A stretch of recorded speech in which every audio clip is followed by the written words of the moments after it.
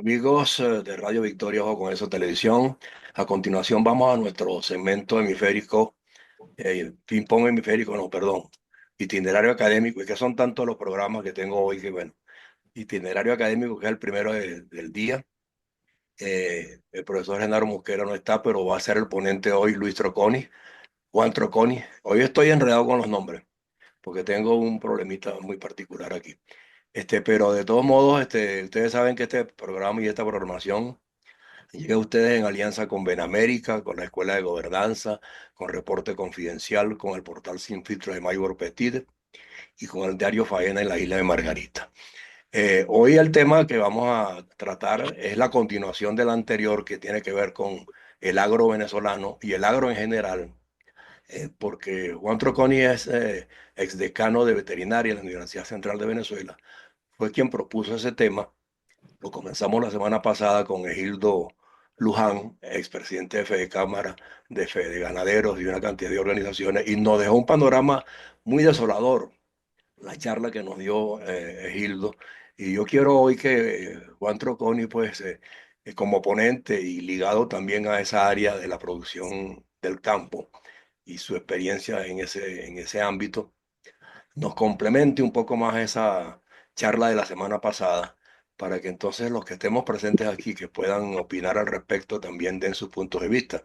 Así que Juan, la palabra es tuya. Muchas gracias, José Antonio. Muy buenos días a los oyentes del programa Itinerario Académico. En efecto, como expresó José Antonio, hemos querido dedicar unos programas para tratar un tema que es de mucha significación, porque se refiere a la necesidad de nosotros adquirir lo que se ha llamado seguridad y soberanía agroalimentaria. Este es un tema que tiene muchas aristas. Es complejo, es complicado abordarlo, son muchas las cosas y mucho el tiempo que requeriría para poderlo desmenuzar en todos sus componentes. Sin embargo, yo trataré en este momento de dirigir mi intervención a buscar cómo estimular un proceso que permita que este sector de trascendencia para cualquier sociedad pueda adquirir una condición que persiga la sustentabilidad. Quiere decir que se haga presente sus- sustancialmente en el tiempo para que no esté sometido a los altibajos que muchas de estas actividades han tenido a través de nuestro tiempo. La realidad es que ayer, la otra semana lo señaló Gildo, es lamentable la situación del sector, pero es lamentable hoy y ha sido lamentable a través del tiempo, porque hemos carecido de una planificación que nos permita a nosotros tener un desarrollo continuo y un proceso que permita ir evaluando e ir rectificando de ser necesario. Yo siento que probablemente en esa ausencia de coherencia política a través del tiempo es donde existe la mejor respuesta para saber la situación en la cual se encuentra el sector agroalimentario venezolano. Y por supuesto, poder proponer, estimular la conducta de buscar cómo armonizar entre los factores responsables de el desarrollo del sector. Ha sido definitivamente un proceso en donde la incoherencia política del país, en donde se nos ha dificultado formular propuestas a largo plazo, lo que explica mejor la situación del sector. Hay un dicho importante que se expresó por Uslar y Alberto Adriani allá en la época de la gestión de Medina Angarita, del tema de sembrar el petróleo. Yo creo que el petróleo se ha intentado sembrar. Yo lo que juzgo es que ha sido una siembra desordenada, que no se ha mantenido constante en el tiempo y que ha sido sujeta a los altibajos de la política venezolana. Si hacemos un recuento de la significación de la agricultura, está bien señalado que en la historia de la humanidad existen dos procesos trascendentes. Una revolución cognitiva en donde el Homo avanza y se empieza a comunicar y empieza a pensar. Posteriormente, una de las actividades más importantes que demuestran ese cambio de posición del hombre ante su realidad es la domesticación de las especies, tanto vegetales como especies animales. Y allí se dice que no se sabe si es el hombre que domesticó a los vegetales y a los animales o son algunas de estas especies las que domesticaron al hombre, porque el hombre se estableció en los lugares y empezó a desarrollarse de una manera distinta a la conducta previa que era de cazador-recolector. En efecto, es significativo la existencia de un proceso coincidente en todos los lugares en donde había comunidades humanas. Y allí hubo unas conductas que resultaron superior para algunas de las especies. El sapiens fue capaz de dominar en ese proceso y es el que se permaneció ocupando los distintos territorios. Bueno, nosotros tenemos interesantes procesos evolutivos en nuestra condición de la agricultura en el país. Cuando llegaron en el tercer viaje de Colón, encontraron los indígenas y existía una presencia de algunos cultivos, en particular el maíz, luego predominó también el café, el cacao, otros cultivos como tubérculos, frutas, etcétera, y que constituyeron la base del sustento de esa economía. Sin embargo, también se tenía presente algunos aspectos vinculados a ese fondo minero que siempre hubo en el territorio venezolano, en donde el oro también deslumbraba y hubo el mito aquel del dorado. También hubo aunque muy vinculado con la parte de cultivo, como se transformó posteriormente, las perlas. Las perlas constituyeron quizás la fuente económica de mayor importancia en los intercambios iniciales de los indígenas con los conquistadores.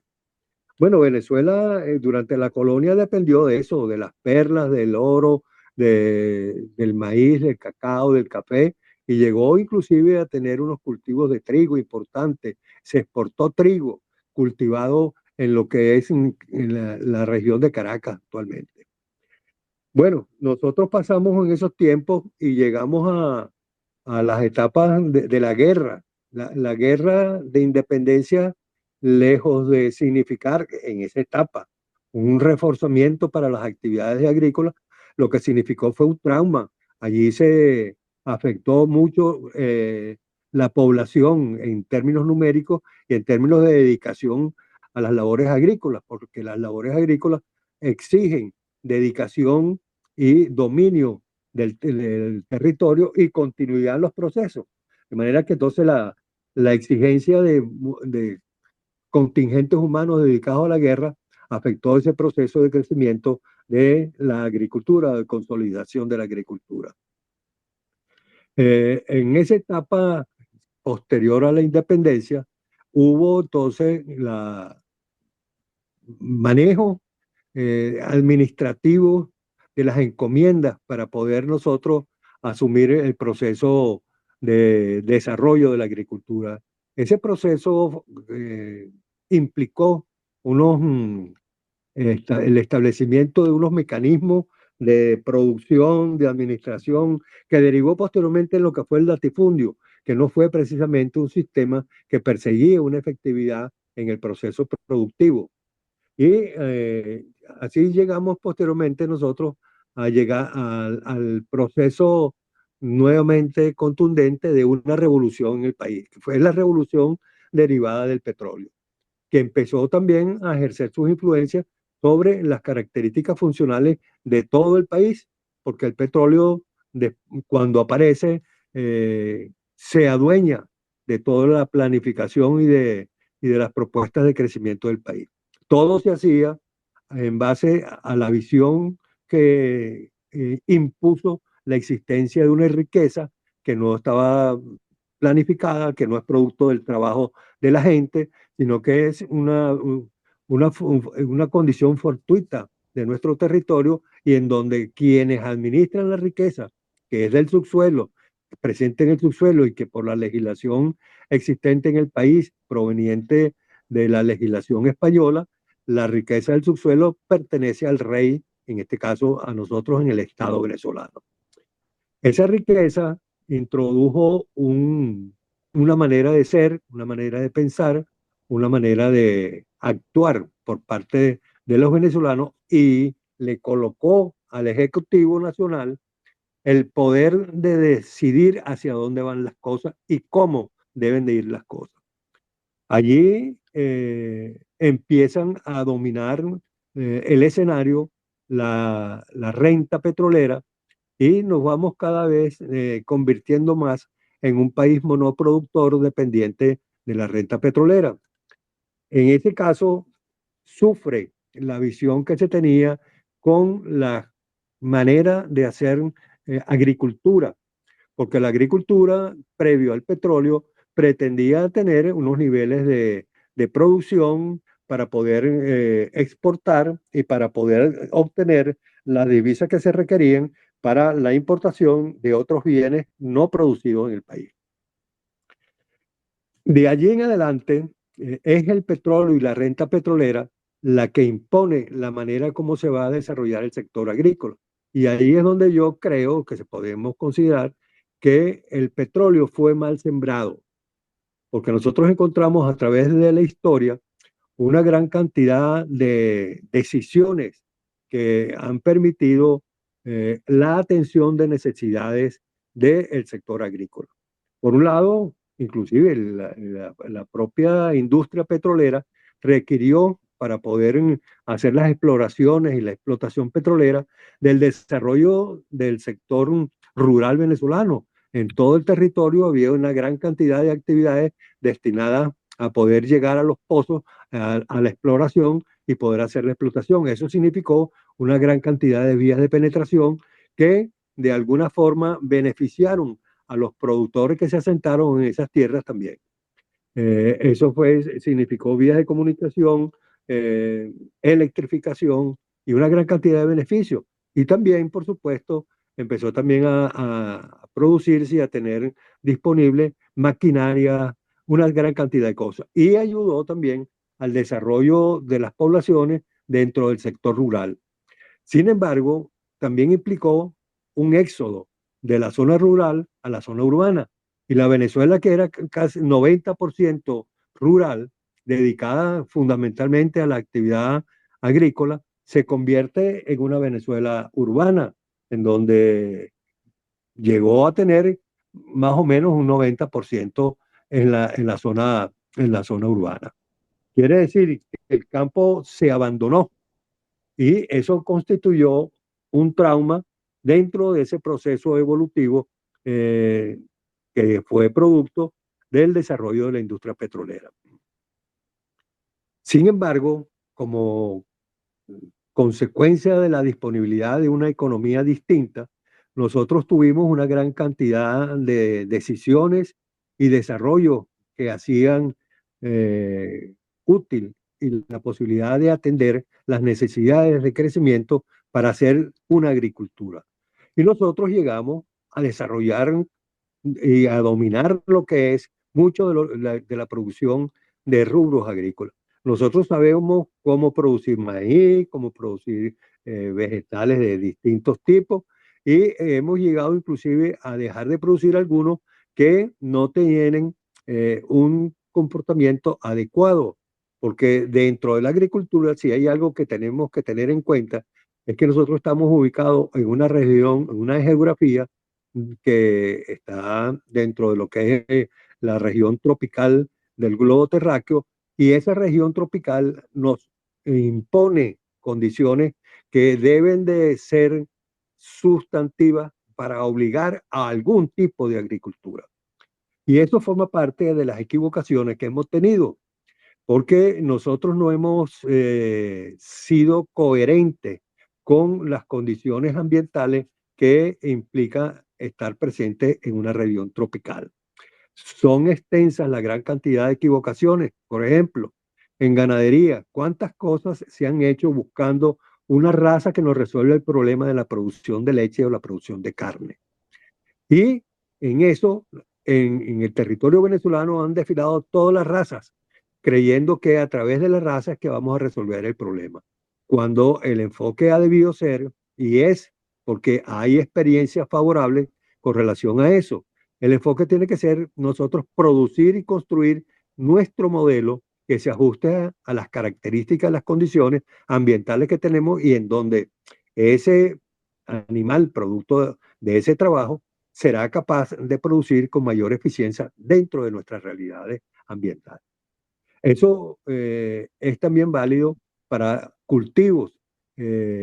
Hasta tanto se desarrollen algunas variedades. Para nosotros la producción de soya fue una cosa vedada. Sin embargo, se han llegado a la selección de variedades de soya que pueden ser producidas a nivel tropical y todavía en eso se debe seguir haciendo investigación. Esto quiere decir que nosotros hemos tenido capacidad de producir y de dominio tecnológico dentro del país para producir en agricultura. Sin embargo, no ha existido un plan que defina cómo nosotros mantener esa condición a través del tiempo. Recuerdo, por ejemplo, desde etapas tempranas de mi ejercicio profesional, la existencia de un plan de mestización bovina que fue promovido por organismos internacionales bajo la responsabilidad de ejecución y supervisión del Ministerio de Agricultura y Cría. Allí han habido iniciativas muy grandes, la existencia de programas de asistencia técnica, el desarrollo de estaciones experimentales, el fortalecimiento de la educación en el sector agrícola, a los distintos niveles, no solamente desde el nivel básico que fueron las escuelas técnicas en el sector agropecuario, sino también inclusive las universidades. Hubo una proliferación de universidades dedicadas también al sector de la agricultura, unas las universidades autónomas, otras las universidades experimentales, en donde la razón fundamental inicial fue también atender las necesidades para el sector agrícola. Sí, Nosotros, con relación a ese proceso de la agricultura, hemos tenido la particularidad de que la renta petrolera ofreció recursos para poder importar alimentos. Entonces, la seguridad alimentaria no se construyó en función de un aumento de la producción y tratar de elevar los niveles de productividad dentro del campo. El productor fue asistido con una política de precios que, por un lado, lo restringía a ser más eficiente en el proceso de producción, pero le garantizaba un nivel de estabilidad porque el gobierno, a través de las políticas de subsidio y otros métodos, le garantizaba retribuirle el pago de sus cosechas. Sin embargo, podemos recordar, por ejemplo, la leche. La leche tuvo el precio de $1 por litro a través de una gran cantidad de años, porque eso fue una decisión de la política del Estado, porque quería protegerse a nivel del consumidor. ¿Por qué? Era una política vinculada más con la intencionalidad de mantener la satisfacción de la población con las ejecutorias de los partidos en el gobierno, y ellos prefirieron esas políticas que desafiar al sector a producir y a competir con los precios a nivel internacional. Eso no ocurrió y nosotros, por ejemplo, cuando ingresamos al Mercosur, es difícil pretender nosotros entrar a competir en el Mercosur en el sector agrícola, porque allí tenemos a los grandes de la agricultura a nivel latinoamericano. como es el caso de Brasil, el caso de Argentina, el propio Uruguay, la misma Colombia. Colombia, por no haber tenido el petróleo, aun y cuando tenemos un origen muy parecido, Colombia logró en el sector agrícola un desarrollo muy superior al que nosotros hemos tenido. Bueno, yo creo que esto es un marco de referencia eh, que nos hace ubicarnos más en entender y valorar lo que debe ser importante, que es la construcción de un Plan Nacional de Desarrollo de la Agricultura, en donde el Estado sea un promotor y establezca desafíos para un sector privado, que es el que debe tener la responsabilidad de producir los alimentos necesarios para garantizar una seguridad alimentaria.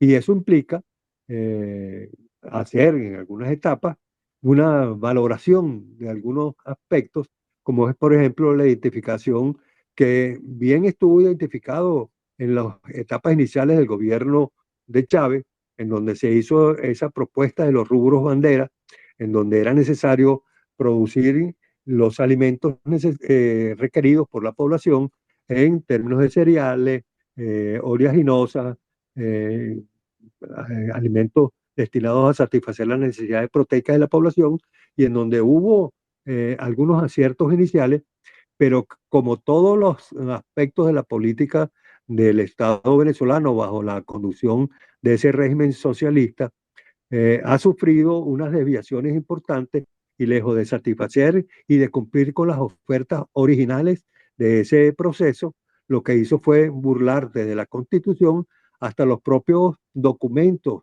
en donde se defendían unas concepciones de carácter conceptual sobre lo que era el proceso de desarrollo nacional, como era aquel plan Simón Bolívar, que fue incumplido después en todos sus ámbitos. Y nosotros lo que tenemos es un proceso en donde no solo la agricultura, sino el resto del funcionamiento del país en una etapa totalmente de crisis, como bien ha sido establecida.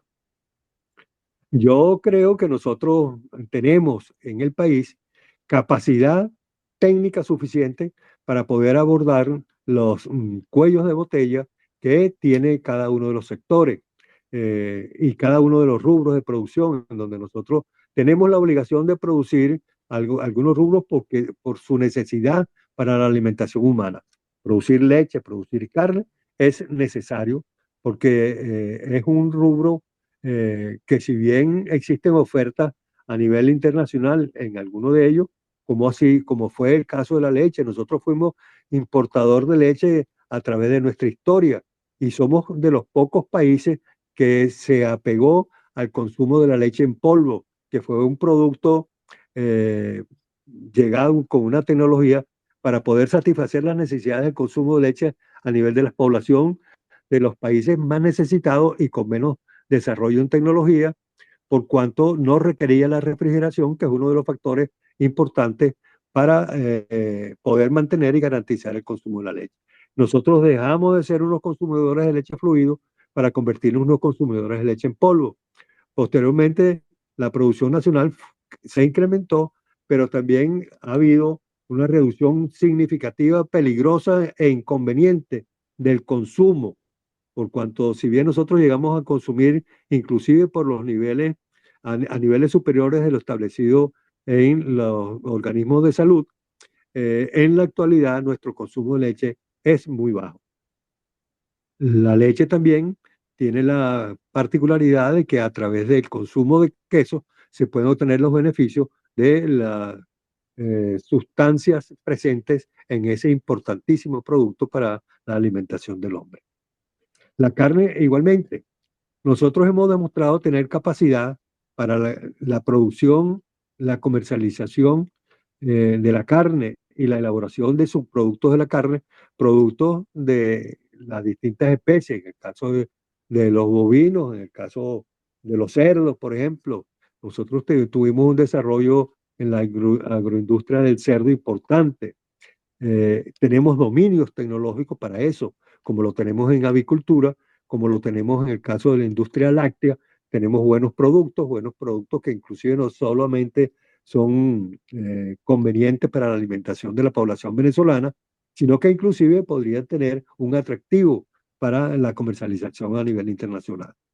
Nosotros tenemos que entender que nuestro desarrollo agrícola tiene que construirse en base primero a unas necesidades de un mercado que debe tener una magnitud, hoy por supuesto afectado por el proceso migratorio, pero que en un plan de desarrollo a largo plazo debemos de pensar que con un crecimiento poblacional producto del regreso de la diáspora bajo unas condiciones distintas dentro de la realidad política que tenemos, nosotros vamos a tener una necesidad creciente de una gran cantidad de alimentos que van a existir en la medida que nosotros podamos resolver la coyuntura política. Por eso que lo político en estos momentos es de tal trascendencia que afecta cualquier tema a nosotros conversar. He querido dar esta orientación a la intervención porque no se trata de estar cuantificando cuánto producimos en azúcar, en maíz, en los distintos rubros, sino en la necesidad de nosotros lograr alcanzar unas condiciones que nos permita construir un planteamiento de crecimiento agrícola sustentable en el tiempo, coherente y que cuente con la identificación de los distintos sectores del proceso productivo. Aquí es importante los productores, es importante los comercializadores, es importante la industria de transformación, la opinión del consumidor y es fundamental la existencia de un consenso político para garantizar que en el sector agrícola exista un proceso de evolución eh, compartida por los políticos y por los sectores involucrados en el proceso de la producción agroalimentaria. Eh, yo en algún momento en el país propuse la realización de una cumbre agrícola en donde tuviera participación los distintos sectores de la producción, comercialización, transformación, el consumidor y con la participación de factores políticos para intentar explorar la posibilidad de realizar un plan nacional de desarrollo sustentable para la agricultura. Yo creo que eso está todavía en el tapete, es una necesidad, es fundamental que los sectores políticos lo entiendan. No es posible que en Venezuela se haya asumido una posición en donde el fundamento de la conducción política es el no volverán, en donde no es posible la participación de maneras de pensar distintas y el secuestro de la libertad. Yo creo que eso son fundamental para poder nosotros pensar en que vamos a alcanzar unas posibilidades de desarrollo en cualquier sector. Eso lo podemos ver en otros ramas de la actividad económica del país, en la construcción, la educación, la salud. eh, Se maneja también de una manera caprichosa, arbitraria, y en donde se irrespeta todo lo establecido en nuestra Constitución. Bueno, yo creo que con esto he tenido una oportunidad de dibujar un poco una reflexión sobre la situación del sector, más que una particularización sobre las características de funcionamiento de cada uno de los subsectores que existen y que con toda seguridad van a ser particularizados por el resto de los ponentes que van a estar participando dentro de la programación que tenemos para tocar el sector agroalimentario.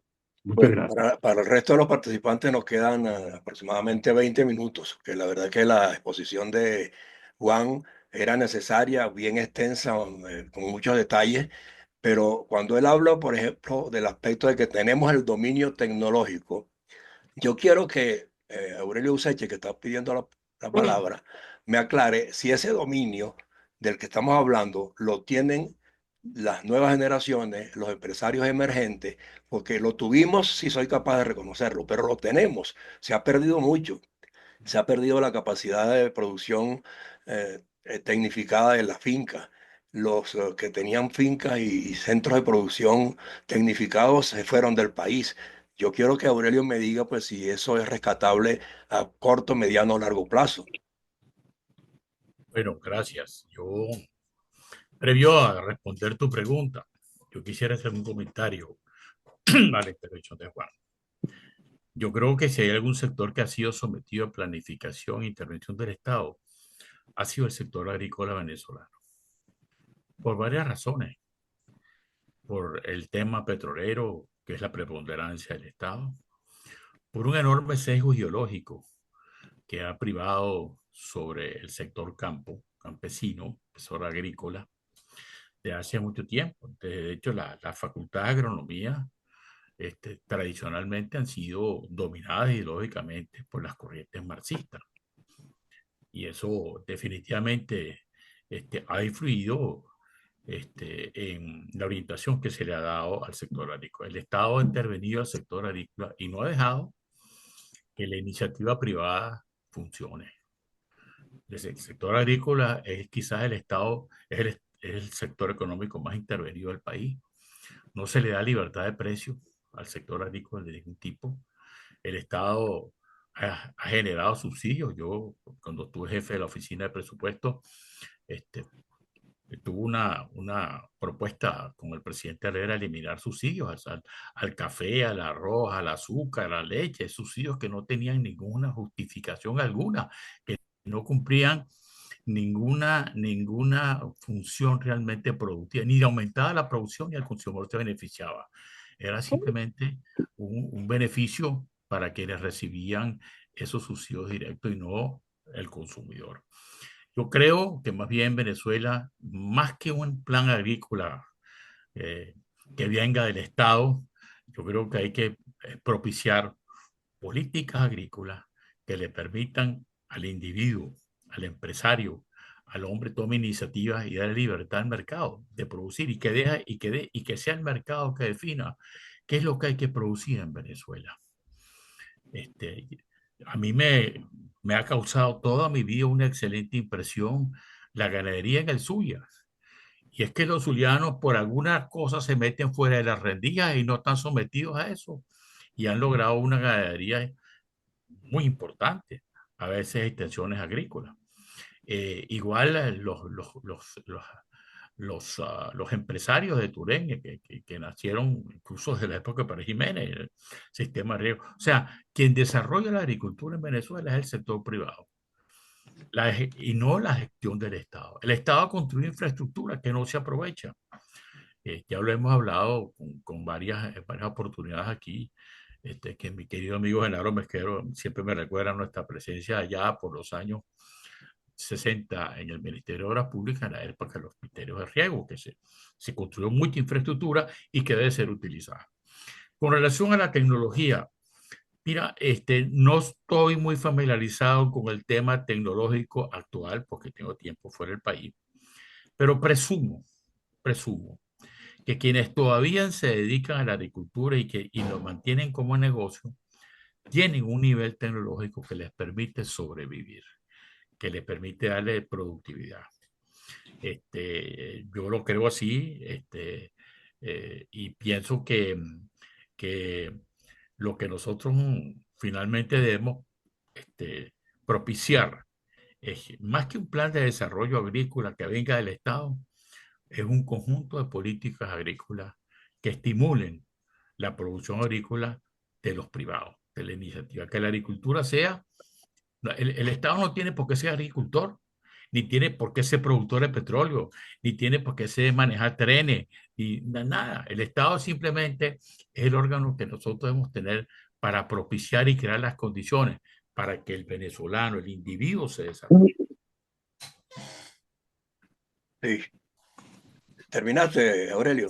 Sí, gracias, disculpen. Ok, yo quiero anunciarles que está presente el señor Pedro Piñate, invitado por Juan Troconi, que entró un poquito tarde, lo mismo que Genaro ya está aquí también, porque yo tuve una interrupción en el internet que no sé si fue mía o fue de José Manuel allá en la generación de la señal.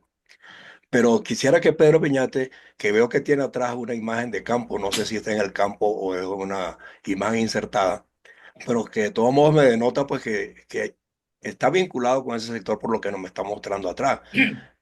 Que nos aclare un poco pues qué percibe él de lo que se ha dicho hasta ahora sobre el tema, qué se le ocurre Per- comentar o suponer o proponer. Así Perdón, que, señor Piñate, adelante. perdón, José Antonio, Eugenia estaba pidiendo la No, palabra muchos hace saludos, tiempo. Hace Sí, tiempo. aquí muchos estamos cortos de saludos a tiempo. todos. Sí, muchos saludos a todos y gracias por la invitación, Juan, y todos ustedes. Entré tarde porque no conseguía la palabra clave, pero estaba en el mensaje, no lo había visto. Yo considero que nosotros deberíamos estar claros de que el problema del desarrollo agrícola de Venezuela no es una cuestión de tecnología, porque nosotros tenemos tecnología. Puede ser que tengamos un gap, una brecha tecnológica grande, pero eso se supera con capital y con capital humano también, ¿no? Pero en realidad el problema de la agricultura venezolana es un problema de tipo político. Y mientras no hayan políticas o mientras no haya política agrícola, que es la que estimula y desarrolla y promueve la producción agrícola, industrial, agroindustrial, competitiva, costo efectiva, nosotros nunca vamos a tener agricultura. Más cuando el modelo estatista se mantiene. Es una cuestión que está arraigada entre nosotros. Viene, tiene 100 años. Desde el descubrimiento del petróleo, todo ha sido corrupción, porque el general Gómez lo primero que hizo fue adueñarse de las compañías petroleras. Y el Estado siempre manejó el petróleo a su antojo. Ellos han sido unos reyes sin trabajar, a diferencia del sector privado, donde las personas que tienen cierto bienestar, cierta riqueza, la han hecho trabajando. En cambio, los políticos nunca trabajaron. Entonces, es un país donde los políticos son ricos, millonarios, mil millonarios, impunes. Llegan limpios al poder y se van mil millonarios. Viven en Europa, etcétera, etcétera. Entonces, creo que el problema nuestro es un problema político esencialmente. Los que estamos en la agricultura todavía tenemos que entender que el problema es político y que tenemos que trabajar en la política también. Necesitamos agricultores dedicados a la política, metidos en la política. Necesitamos empresarios metidos en la política. Necesitamos el sector privado en la política. Necesitamos deslastrarnos de esos politiqueros, de esos políticos que han llevado a este país al fracaso, a la debacle total. Este país no puede seguir como está porque va camino de la desaparición. Y sin Estado, sin nación, no vamos a poder hacer nunca nada. Con mucha tristeza les digo que la migración venezolana continúa. Se espera entre medio millón y un millón de personas que se vayan este año 2025. Y entonces, ¿cuántos quedaremos? Cada día estamos quedando menos. Y los que quedamos nos estamos envejeciendo, ya no tenemos la misma fuerza de lucha, de brega, de trabajo. Y estamos trabajando en unas condiciones muy difíciles. Ya no hay libertad de opinión, no se puede hablar. Si usted opina o escribe, va preso. Simplemente te desaparece.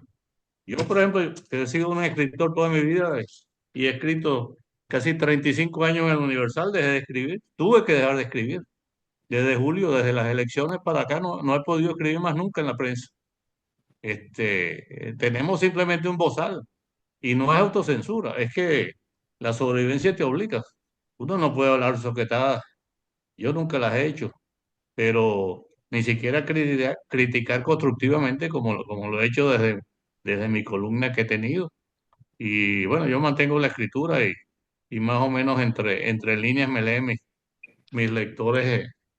Y bueno, tenemos esta oportunidad de conversar así con otros No, y tú amigos, has así como publicado ustedes. muchos libros sobre eso, Pedro, la publicación Y, de libros. ¿Cuántos libros que has publicado ya? bueno, he publicado casi 19 libros últimamente, que decidí utilizar un poquito el tiempo libre que hay ahora que nos obliga, porque aquí las condiciones de trabajo son mínimas. Bueno, debo decirlo, yo ayer estaba viendo una cifra que publicó la FAO, el Anuario Estadístico del año 2024 recién, y entre el año 2020 y el 2022 la agricultura venezolana, su valor agregado disminuyó a un tercio de lo que era de 2020, en 22 años, ¿no? Somos un tercio menos. En cambio, por ejemplo, Brasil se duplicó en el mismo tiempo. El mundo se duplicó en ese mismo tiempo. O sea que tenemos un atraso grande en agricultura y eso nos atrasa más contra los objetivos del milenio, los objetivos del 2030 y los objetivos del 2050. Pero ya aquí en Venezuela se perdió esa perspectiva. Aquí no hay nadie que planee nada. Aquí se va la luz todos los días y nadie nos dice qué están haciendo para resolver el problema de la luz, por ejemplo, entre otras tantas cosas. Y bueno, la comida cada día es más cara y más escasa. Todo es importado. Estamos viviendo una situación bastante difícil ahorita de inflación y de devaluación y de pobreza, porque hablaban de 85%, pero es que eso fue un bajón de 10% de la cifra que se manejaba el año pasado. Entonces no es posible creerlo. En general, 9 de cada 10 venezolanos están pobres, es decir, están viviendo con menos de $2 al día. Y los que quedamos, bueno, estamos ahí, camino de la misma vía. En el caso de los que somos de la tercera edad, estamos jubilados, no tenemos mayores ingresos, pues la situación es difícil, ¿no crees? Pero amigo Piñate, de verdad que nos quedan apenas unos 7 minutos, pero yo quería que usted también participara para que sepa que aquí hay una dinámica justamente en Ah, esa dirección. Itinerario Académico es un programa en el que intentamos poner de manifiesto lo que son las necesidades del país, pero al mismo tiempo intentar ver dónde quedaron nuestros talentos y si hay posibilidad de formarlos a tiempo para una recuperación verdadera.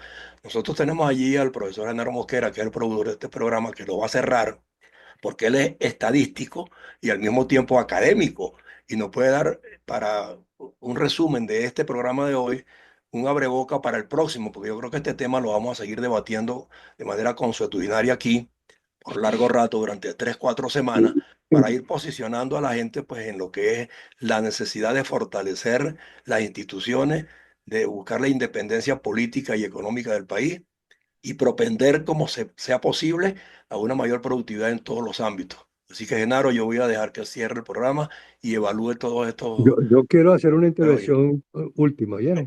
Perdón, sí, el problema, amigo Juan, es que usted tenía 15 minutos y nos tomó media hora en la posición preliminar y el tiempo no lo regimos nosotros, lo rige el Está sistema bien, está Zoom. bien, está bien, está bien, En el próximo programa, está yo creo bien, que está usted bien. podría complementar para que Genaro cierre el programa hoy. Yo voy a hacer una breve intervención, así que Juan puede cerrar. Fíjate, yo he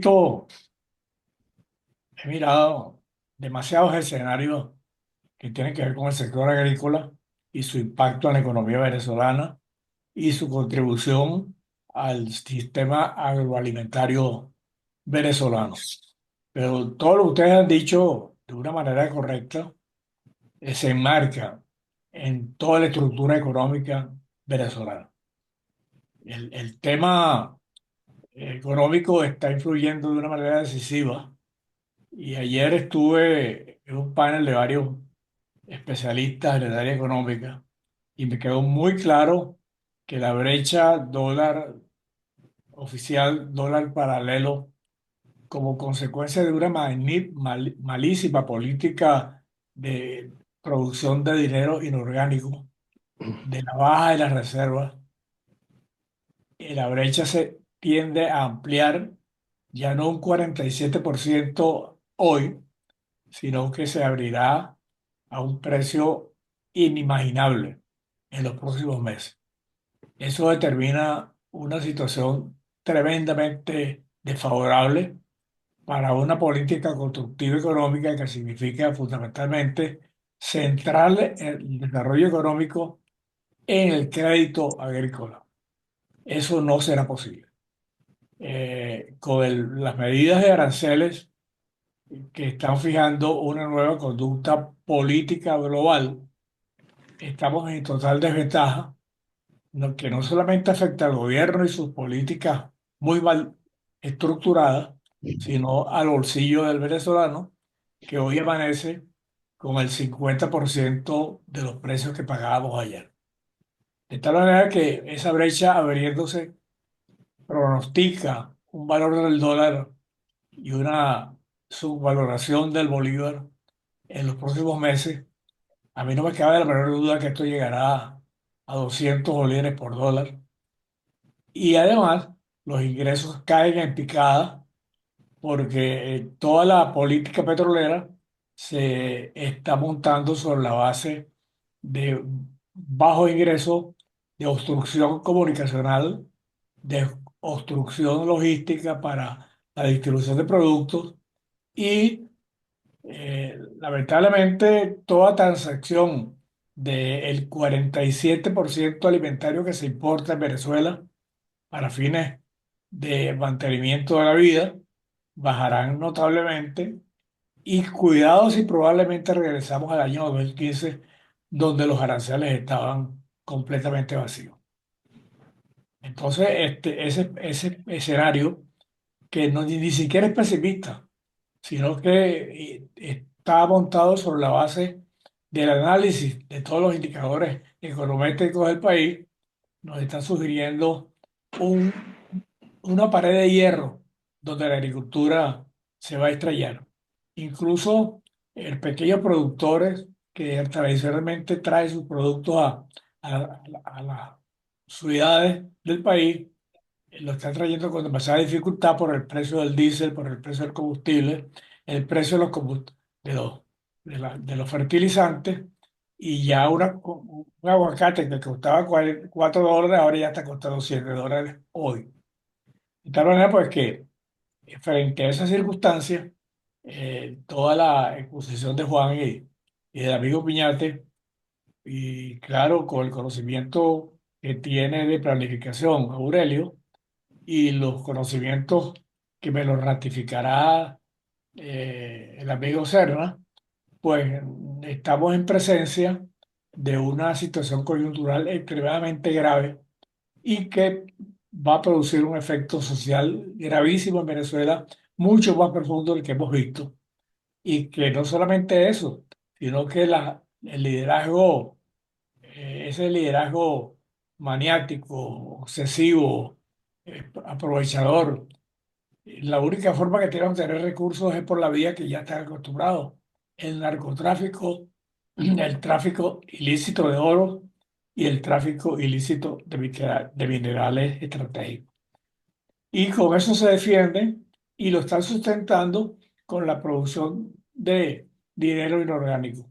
Hasta el punto de que ayer, por ejemplo, alguien comentaba de que alguien del gobierno ordenó la compra de un edificio de esos famosos que construyen en Caracas, en las Mercedes, y dijo: cómprame ese edificio por 60.000 millones. Y le dijeron al presidente del Banco Central: fabrícame la plata y págala. Es decir, estamos hablando de dinero inorgánico que por la vía digital está impactando de una manera formidable al sector económico venezolano. Ese es el esquema. José Manuel, no sé si estará allí pendiente porque vamos a cerrar dentro de poco. José Manuel, por favor, para que entonces Juan tenga los 3 minutos que quedan para despedir el programa y anunciar la temática del próximo. Sí, bueno, mire, No, ya yo creo va. que las 11, Perdón. ¿verdad? Y yo quiero decir que a mí Ok, me parece que aparte de todas las experticias que tenemos, este es un foro que tiene que seguir una cierta lógica. La profesora Eugenia pidió la palabra y no se la hemos dado. yo no había visto su mano allí. Pero es la única dama que tenemos aquí y ella venía después No, de... no, pues si hay tiempo, por Por supuesto. favor, yo no Yo no voy a estoy hablar. manejando la grabación, tú Yo no manejas voy a la... hablar. Yo no voy a hablar. Que Ok, hable ella y que termine Juan y seguimos hablando en las No, próximas. yo cedo la palabra a los especialistas. Yo creo que han hecho todo un recorrido bien interesante y sobre todo lo último que cierra el profesor Genaro nos da ya una perspectiva a futuro de lo que va a suceder, un pronóstico o no sé cómo llamarlo, pero de verdad que es un panorama nada alentador lo que nos viene más adelante. Perdón, No tengo nada que agregar porque los demás han sido muy enfáticos en su contenido. ok, gracias Eugenia. Mira, yo no voy a hablar hoy, pero yo quisiera pedirle a Juan que resumiera como manera de conclusión de esta reunión, más que todo, cuáles serían, así en forma muy esquemática, las medidas que habría que tomar en el nuevo país que vamos a construir. Sí, bueno, yo creo que un poco eso era lo que yo aspiraba a hacer en esa última intervención. Yo creo que la sociedad tiene que Sube un empezar a... poquito, perdón, sube un poquito la imagen porque hemos visto todo el tiempo tu imagen muy... Ah, ok, ahí. Gracias. eh, la sociedad tiene que buscar mecanismos de ponerse de acuerdo, dentro de las realidades que tenemos, desde el punto de vista geográfico, social, de nuestras características, de nuestra idiosincrasia, de nuestros recursos y planificar en razón de eso. Aquí no puede ser una decisión única del Estado o del sector privado. Aquí hay muchos sectores en materia de agricultura que tienen que estar presentes en un proceso que genere un entendimiento en el país y en donde no prevalezca las pretensiones de asumir el liderazgo o la exclusividad de tener la verdad. La verdad hay que buscarlas en conjunto, integrándonos en un proceso de discusión. Les mencioné que yo había propuesto hacia los años 2000 y algo la realización de un foro para buscar una política agrícola sustentable para el país. Eso no se ejecutó, pero creo que sigue siendo necesario, porque nosotros no podemos pensar de que va a quedar libre para que los empresarios sean los que decidan las cosas, si no van a tener en cuenta las políticas que el Estado tiene que tener, como todo Estado. Aquí tenemos nosotros en Estados Unidos políticas y la participación del Estado en una serie de cosas. En materia de seguridad de la salud animal, la salud vegetal, es fundamental la presencia del Estado. Eso no está en manos de los productores ni en los transformadores. De manera que la planificación tiene que respetar la, la estructura misma de lo que es la tecnología de la planificación implica. Bueno, yo creo que sí. Nosotros vamos a tener la oportunidad de seguir hablando de este tema. Es un tema muy escabroso, muy difícil de plantearse, muy sensible y de enfoques, de muchos enfoques, en donde creo que debemos de seguir insistiendo en eso y va a haber la participación de Piñate. Piñate ha escrito 20 libros sobre el proceso de la agricultura del país. Va a estar Hernán Sánchez Cabello, que fue un hombre exitoso en materia de industria porcina. Así por el estilo, va a tener un hombre de una gran formación en materia de carne. Y así por el estilo, va a tener un agrónomo que ha sido fundamental también en la formulación de políticas con relación al estudio de suelo y la planificación de una serie de trabajos en materia de suelo. Y así por el estilo, hay varios de ellos con quienes vamos a tener la oportunidad de abordar distintos temas con relación a la agricultura. Y con toda seguridad, la mejor manera va a ser poner a mucha gente de esos técnicos científicos que sí coincido, ha habido una disminución importante de los recursos y eso forma parte de las debilidades que aparecen en el escenario y que hay que buscar cómo resolverlo, porque la debilidad existente en el país abarca dramáticamente al sector educación, al sector ciencia y tecnología, que no vamos a compensar las pérdidas que hemos tenido con unas improvisaciones a corto plazo. De manera que ahí hay políticas a largo plazo y políticas que pueden ser de emergencia, pero eso habrá que abordarlo con gente que sabe cómo hacer las planificaciones, expertos Y al respecto. sobremanera, Juan, sobremanera empezar a saber cómo hacer las convocatorias para producir esa cumbre de la que tú hablas, que quedó pendiente. Hay que empezar a hacer la convocatoria. Eso forma parte de la intención en este programa y en esta intervención de hoy. Yo no puedo venir aquí a decir, mira, la reproducción animal es un factor importante para la producción ganadera.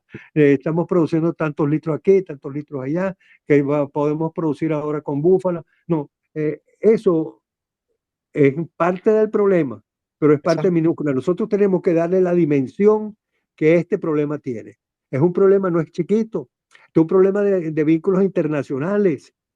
Como Bien. estuvimos nosotros en una época, pertenecíamos a la CAN, hoy pertenecemos al Mercosur. ¿Qué significa el Mercosur para nosotros en materia agrícola?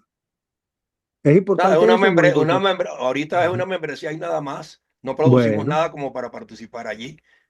Y pero, por eso nos relegan de vez en cuando. pero tenemos que buscar cómo estar Ok, presentes donde debemos estar presentes. hacer la convocatoria, a eso Entonces, me refiero. es un asunto político y es un asunto político, no puede imponer ningún sector. Es entrar en un entendimiento nacional. Es un problema de la sociedad venezolana. Yo me retrotraigo mucho, Juan, a los partidos políticos de antes que tenían buró en todas las especialidades, buró agrícola, buró pecuario, Así es, claro. buró educativo, buró de tal, y al menos tenía un representante que se permitía ir a convocar a los demás partidos que tuvieran burós similares para buscar una fórmula de entendimiento y de acción. José Antonio, eso forma parte de la crítica fundamental que tenemos que hacer nosotros a la situación Por eso, política actual, porque a nosotros nos han trancado todos los caminos de expresión, de por eso. participación. Nuestra libertad de pensamiento está bloqueada. Y eso es más importante que las otras deformaciones que tiene este gobierno. Porque Sí, si nos han quitado, hay que, la libertad de pensar y de expresarnos, eso es más grave que cualquier otra cosa. hay que empezar por abogar por los medios libres. Justamente Piñate acaba de decir Ahí, que él escribía en el Universal y escribió así es. tantos libros, pero esa posibilidad está Pero restringida es que hoy ya el día. universal de hoy no es el universal de ayer. A eso me estoy refiriendo. Entonces, la primera lucha tiene que ser procurar los medios necesarios para que este tipo de Podemos, mensajes reivindicativos podemos dejar se cosas para los impongan. próximos programas. Seguro, sí. Ok. ¿Ok? Un abrazo, gracias por estar con nosotros.